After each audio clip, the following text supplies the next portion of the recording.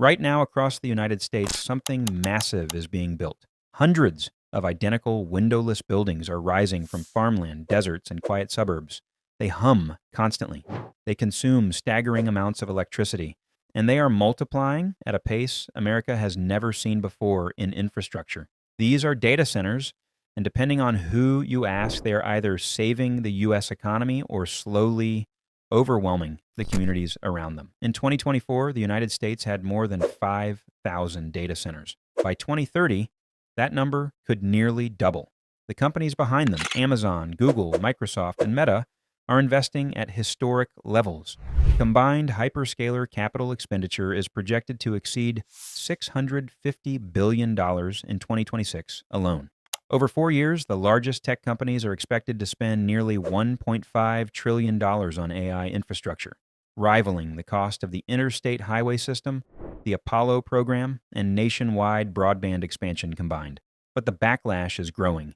In Virginia, electricity prices surged 13% in a single year. In New Jersey, 21%. In Georgia, average monthly power bills climbed to $175.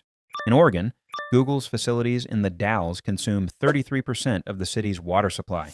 In Newton County, Georgia, a single Meta facility uses 500,000 gallons of water every day. Across 28 states, activist groups are organizing.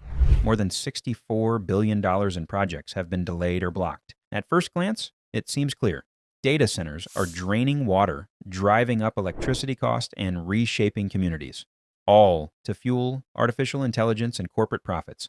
But the reality is more complicated. Let's start with water, the issue that generates the loudest headlines. In 2023, all U.S. data centers combined consumed approximately 17 billion gallons of water for cooling. That sounds enormous.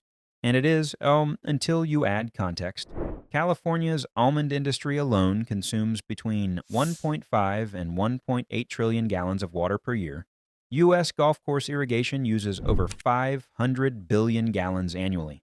American lawn irrigation consumes more than 2 trillion gallons each year. Even thermoelectric power plants, the facilities that generate electricity for homes, consume 900 to 62 billion gallons annually.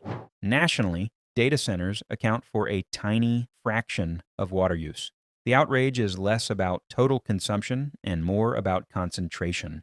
When a facility uses 10% or 30% of a small community's water supply, it feels existential. Critics are not wrong to worry. Many new data centers have been built in water-stressed regions such as Arizona and parts of Texas. Projections suggest data center water use could double or quadruple by 2028, yet the industry is adapting quickly. Microsoft has announced that new facilities will use zero water for evaporative cooling, relying instead on closed-loop liquid systems. Amazon increasingly uses treated reclaimed water. Google sources recycled water at a growing share of its campuses. Closed-loop systems can reduce freshwater consumption by up to 75%. The national water crisis narrative is overstated. The local planning failures, however, are real. The solution is smarter siting and better technology, not halting development altogether. Energy is a far more serious concern. In 2023, U.S. data centers consumed about 176 terawatt-hours of electricity, roughly 4.4% of total U.S. generation. That figure has tripled in a decade. By 2030, data centers could consume between 7% and 12% of all U.S. electricity. Artificial intelligence is accelerating this trend. A traditional search query requires a fraction of the energy used by advanced AI models. AI-specific server racks draw multiple times the power of traditional systems. The demand surge is real, and it is already stressing regional grids. In Virginia, data centers consume more than 25% of the state's electricity. In the PJM interconnection region, which serves 67 million people, data centers account for nearly all projected load growth through 2030. Capacity auction prices have reached record highs, contributing billions in additional electricity costs. But here's the overlooked truth. The U.S. grid was aging and underinvested long before AI arrived. Most of America's power infrastructure was built between the 1950s and 1970s. The American Society of Civil Engineers grades it a D+. Power outages already cost the economy $150 billion annually. For nearly 12 years, electricity demand in the U.S. was flat. Investment stalled because growth stalled. Data centers did not create the grid crisis. They exposed it. And in response, something remarkable is happening. Tech companies are investing directly in new power generation. Microsoft signed a 20-year agreement to help restart the 3 Mile Island nuclear plant, now renamed the Crane Clean Energy Center. Amazon expanded its nuclear portfolio and invested in small modular reactor projects. Google signed a corporate agreement for next-generation reactors. Meta secured long-term nuclear capacity. Across the industry, billions are flowing into nuclear, natural gas, renewables, and on-site generation. For the first time in decades, large-scale private capital is pushing grid expansion. The same companies driving demand are helping finance supply. Economically, the impact is enormous. Analysts estimate that more than 90% of U.S. GDP growth in early 2025 was attributable to data center and AI-related investment. And without it, growth would have been nearly flat.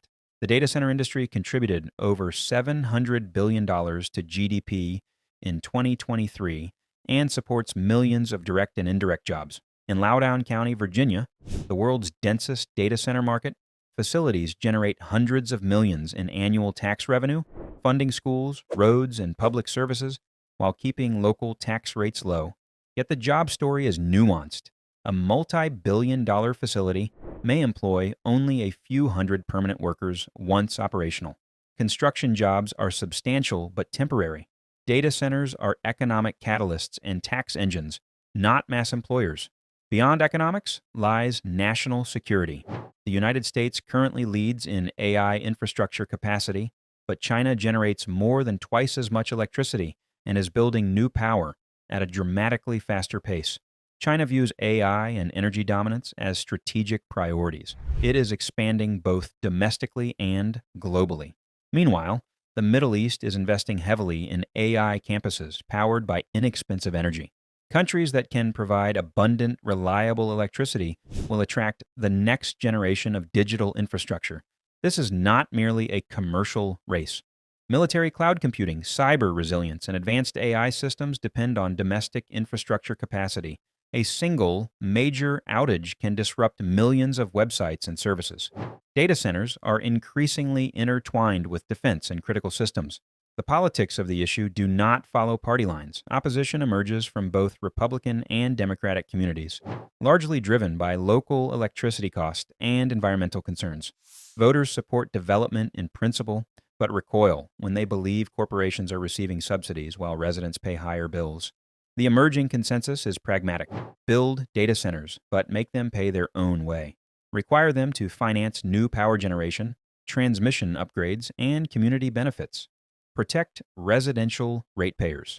Mandate clean energy sourcing. Increase transparency in water and electricity use. Other countries provide lessons. Nordic nations operate data centers almost entirely on renewable energy while using natural cooling advantages.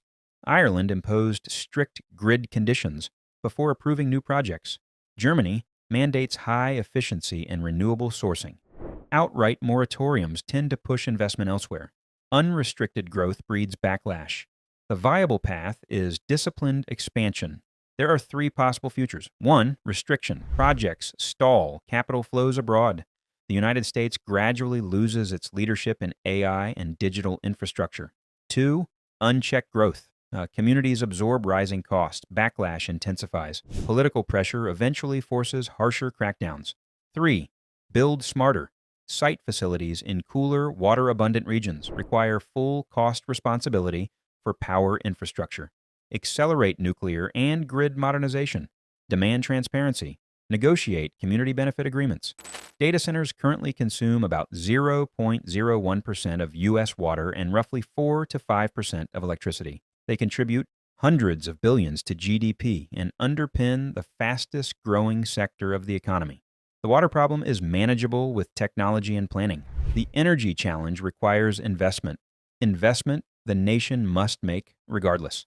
The real question was never whether data centers are inherently good or bad. The question is whether America can modernize its infrastructure, protect its communities, and compete globally at the same time. Because in the end, this debate is not about windowless buildings in rural fields. It is about whether the United States is capable of building the future intelligently, responsibly, and fast enough to matter.